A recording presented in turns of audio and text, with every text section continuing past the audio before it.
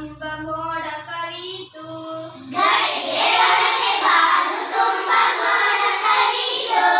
ಮಿಂಚು ಮಿಂಚಿ ಝಗವು ಬೆಳಗಿ ಗುಡುಗು ಗುಡುಗಿತು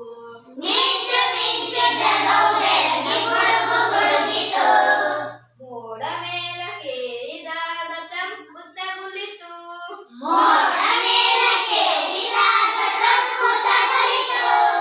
ಆವಿ ತಣಿದು ಭಾರವಾಗಿ ಕುಸಿಯ ತೊಡಗಿತು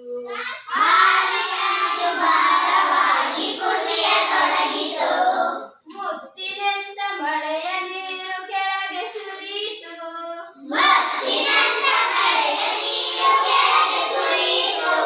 ಕೆರೆಯು ತೊರೆಯು ಹಳ್ಳ ಹೊಳೆಯು ತುಂಬಿ ಹರಿಯಿತು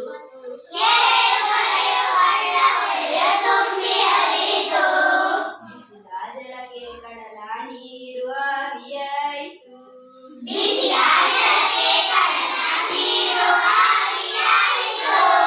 ಆವಿಯಾಗಿ ನೆಲದ ಕಡೆಗೆ ಬೀಸಿ ಬಂದಿತು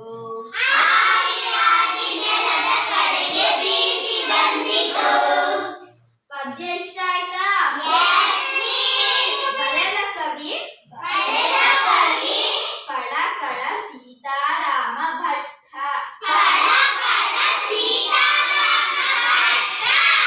ಈಗ ಒಂದು ಪ್ರಶ್ನೆ ಕೇಳ್ತೀನಿ.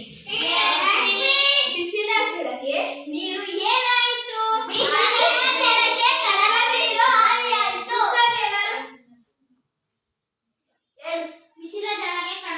ಆವಿಯಾಯಿತು. ಸರಿ, ಇವಾಗ ಇದ್ರ ಅರ್ಥ ಹೇಳೋಣ. ಬಿಸಿಲ ಝಳಕೆ ಕಡಲ ನೀರು ಆವಿಯಾಯಿತು. ಬಿಸಿಲು ಜಾಸ್ತಿ ಬಂದಾಗ ಕೆರೆ ಹೊಲೆಲ್ಲ ತುಂಬಿಕೊಂಡಿರುತ್ತಲ್ಲ, ಅದು ಹನಿಯ ರೂಪದಲ್ಲಿ ಮೋಡಕ್ಕೆ ಹೋಗಿ ಸೇರ್ಕೊಳ್ಳುತ್ತೆ. ಆವಿಯಾಗಿ ನೆಲದ ಕಡೆಗೆ ಬೀಸಿ ಬಂದಿತು. ಆವಿಯಾಗಿ ನೆಲದ ಕಡೆಗೆ ಬೀಸಿ ಬಂತು. ನೆಲದ ಮೇಲೆ ಗುಡ್ಡ ಬೆಟ್ಟ ಅಡ್ಡವಾಯಿತು. ನೆಲದ ಮೇಲೆ ಗುಡ್ಡ ಬೆಟ್ಟ ಅಡ್ಡವಾಯಿತು. ತಡೆದು ನಿಂತ ಮೋಡವೆಲ್ಲ ಮೇಲಕ್ಕೇರಿತು.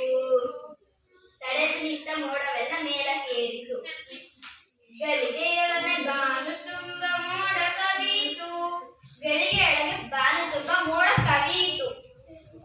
ಮಿಂಚು ಮಿಂಚಿ ಜಗವು ಬೆಳಗಿ ಗುಡುಗು ಗುಡುಗಿತು. ಮಿಂಚು ಬಿಟ್ಟು ಜಗ ಬೆಳಗು ಬಿಟ್ಟಂತೆ. ಮೋಡ ಮೇಲ ಕೇರಿದಾಗ ತಂಪು ತಗುಲಿತು. ಮೋಡ ಮೇಲ ಕೇರಿದಾಗ ತಂಪು ತಗುಲಿತು. ಆವಿ ತಣಿದು ಭಾರವಾಗಿ ಕುಸಿಯ ತೊಡಗಿತು. ಆವಿ ತಣಿದು ಭಾರವಾಗಿ ಕುಸಿಯ ತೊಡಗಿತು. ಮುತ್ತಿನಂತ ಮಳೆಯ ನೀರು ಕೆಳಗೆ ಸುರಿಯಿತು. ಮುತ್ತಿನಂತ ಮಳೆಯ ನೀರು, ಅದೇ ನಮಗೆ ಮಳೆ ನೀರು ಬಿದ್ದಾಗ ಹೆಂಗ್ ಕಾಣಿಸುತ್ತೆ? ಮುತ್ ಮುತ್ತನ ಕಾಣಿಸುತ್ತಲ್ವಾ? ಕರೆಯು ತೊರೆಯು ಹಳ್ಳ ಹೊಳೆಯು ತುಂಬಿ ಹರಿಯಿತು. ಕೆರೆ ತೊರೆ ಎಲ್ಲ ತುಂಬಿ ಹರಿತಂತೆ. ಇವಾಗ ಇದ್ರೊಳಗೆ ಒಂದ್ರಲ್ಲಿ ಹಾಕ್ತೀನಿ, ಅದೇನೇನು ಅಂತ ನಾನು ಹೇಳ್ತೀನಿ.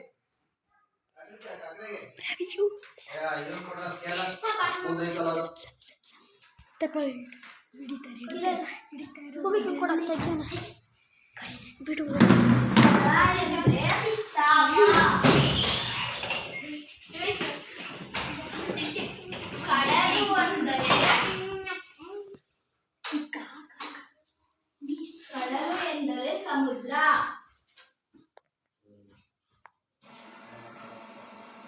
ಕಡಲು ಅಂದ್ರೆ ಸಮುದ್ರ. ಗಳಿಗೆ ಎಂದರೆ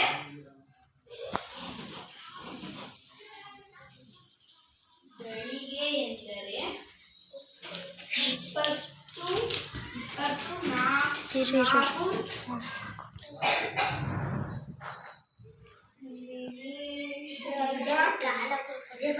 ಅವಧಿ.